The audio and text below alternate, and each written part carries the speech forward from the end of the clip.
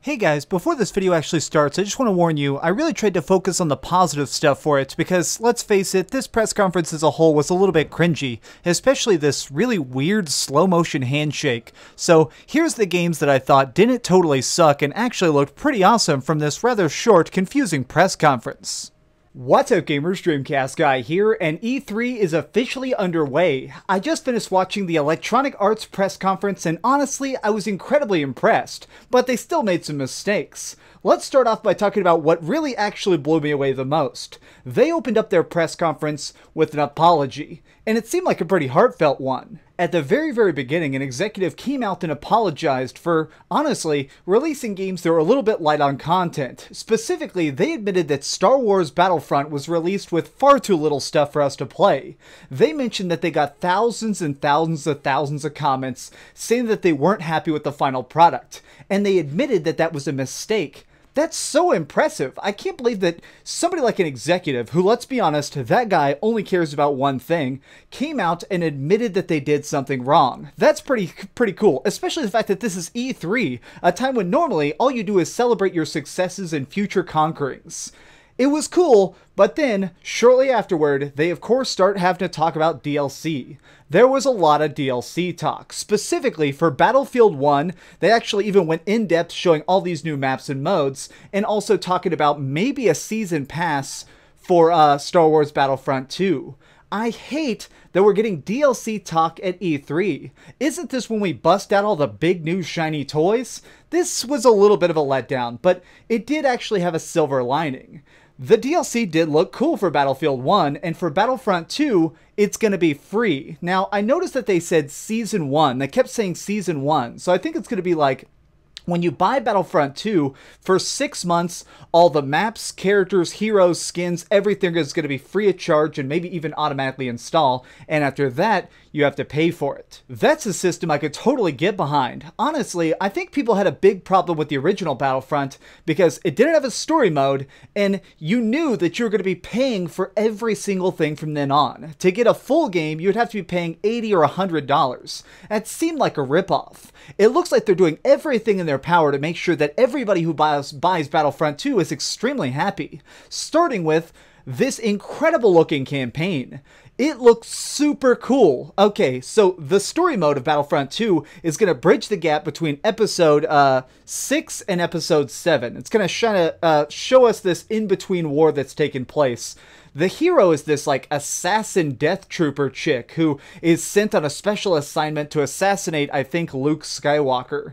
This is a really cool piece of history in the Star Wars universe that we've never really seen before, and more importantly than that, it just looks like it's going to be taking us to all sorts of cool locations and actually have good writing. We see all sorts of crazy scenes of, like, being inside a Star Destroyer as it gets blown up and people are getting flipped around and landing on the ceiling. You see, like, their auto-gravity stuff flipping out.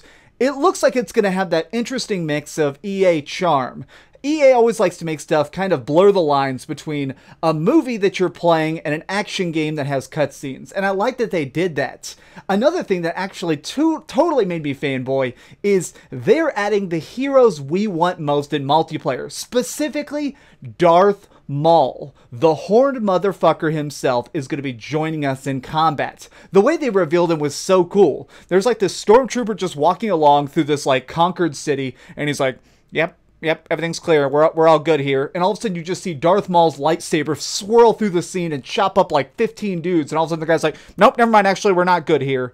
That is what we want. The multiplayer looks heavily overhauled. They're having stuff like, there's full class systems now, instead of everybody just being the same guy with different guns. Now there's like medics and snipers and more combat-focused soldiers. That is exactly what we wanted. Apparently what they did is, they got a lot of the top competitive gamers of the original Battlefront and flew them out and had them do really detailed feedback during the early alpha stages to craft what the final product's going to look like.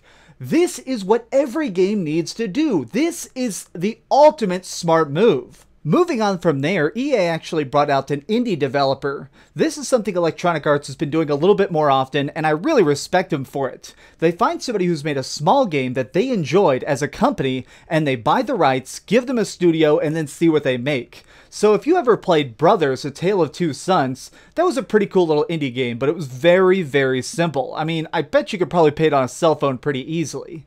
Well, now, they're making a new game that's going to be a co-op prison escape experience. It looks like it's going to be partly a puzzle game, partly an adventure game, but have a lot of story-heavy mechanics. There's a scene of one guy being interrogated by what looks like some angry guards, while the other guy is up on this platform up above, scouting the area out, like maybe he's about to beat up that guard and they're going to break away. They've said again and again that the entire point of this game is a co-op experience, a split-screen co-op experience. No matter what, even if you're playing online, it's going to be split-screen, and this is because you always need to be able to watch what your partner is doing. There's some cool scenes that they showed, like somebody beating up a guard, like on the right side of the screen, and then the other person at the same time trying to smuggle an item into an area. It looks like there's going to be a lot of like time-based puzzles, and I'm really interested to see what this is, especially with some of the more subtle things that we saw in the trailer. Something that really intrigued me most about this extended teaser is the fact that these guys really don't look like they trust each other. Now, it looks like they're willing to work together because obviously they want to get out of prison, but you can see in their faces that they're both grown men, and they've never really actually trusted anybody in their lives. If you are 40 years old, and all you've ever done is lie, cheat, steal, and maybe even kill, you're not exactly want to be best friends with a guy you met in the joint. You see them, like, working together on their bonds while helping each other up cliffs, or dealing with all sorts of really interesting problems together, and that really has me more intrigued than anything. It's the kind of game you want to play with your real-life best friend on a couch. That way you can see the struggles other people who may become best friends are dealing with. The last two really interesting tidbits that came out is a new Need for Speed game called Need for Speed Payback, and also a new teaser for something from BioWare. Now, you guys know I love them. I'm a big BioWare fan. Well, except for Mass Effect Andromeda, that obviously sucked. But BioWare as a whole has done some really interesting stuff, and they showed this little 60-second teaser trailer for something that's going to be called Anthem. Now, they said that we're going to be getting a big, long, extended reveal with a lot of details during Microsoft press conference, so I guess you could almost say that's a trailer for a trailer. But even from this tiny tidbit, it apparently looks like some sort of far future dystopian, maybe alien invading type of game. We see a mech, we see some jagged looking walls, and, well, it's enough to get my hype going. Now, as for Need for Speed, this was a really, really intriguing trailer, mostly because it's so different from what I'm used to seeing from Need for Speed. A lot of Need for Speed is very straight line tracks, people driving down highways at 200 miles an hour and trying to zigzag between traffic and cops. What they showed here was a lot more, how would I phrase it? A lot more scripted, but that's actually what I liked about it. A lot of racing games are about the free-form gameplay. Who knows who's going to crash or what's going to go wrong or right. With this, everything almost seemed like I was playing through a cutscene. And I liked that, though. We see someone driving down the highway and swerving between car accidents and trying to catch up with a truck that they're trying to steal this supercar from. And it actually looked really, really interesting. There was a certain amount of rigidness to it that really caught my eye. I love racing games a lot, but a lot of them end up kind of feeling the same after a bit. You can have good driving mechanics, and you can have the best cars and the best customization, but occasionally what I want is for you to take me on a very unique journey through this world with cars. And this kind of looks like it may be that. Now, this could just be that it was a really scripted, pre-made trailer that was made to look like gameplay, but it might be what we were hoping for. It's not as good as like Burnout, but this looks like it could be a nice substitute, maybe at least in the short run. As a whole, I really have to tip my hat to Electronic Arts. They did things really well here. Well, at least way better than I expected.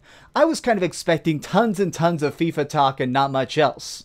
Don't get me wrong, there was a lot of FIFA talk. Also, there was Madden and basketball and a bunch of stuff we don't really care about. Good on you for admitting your mistakes. Keep making some free DLC and maybe, just maybe, I'll actually like your company. Thanks so much for watching, gamers. This has been DreamcastGuy with another video. If you enjoyed this, please give it a thumbs up, share with your friends, and subscribe if you haven't already. But do me the biggest favor of all and keep dreaming. If you just stumbled on this video for the first time, be sure to subscribe because I'm going to be making new rant videos for each of the press conferences for the rest of E3. It is going to be a hell of a week, so buckle down the hatches. It's going to be a hell of a ride. Oh, hey. I was just playing a little bit of Grand Theft Auto on my Darth Vader PSP. Are you curious what I'm going to come out with next? Well, if you click this button, you'll be subscribed to be the first to know. Also, if you click over here and here, you can see my latest review and my latest top 10. I promise, it was super good. Or it was really bad and I'm sure you can just make fun of me in the comments. Either way, it'll be a lot of fun. Thanks so much for watching.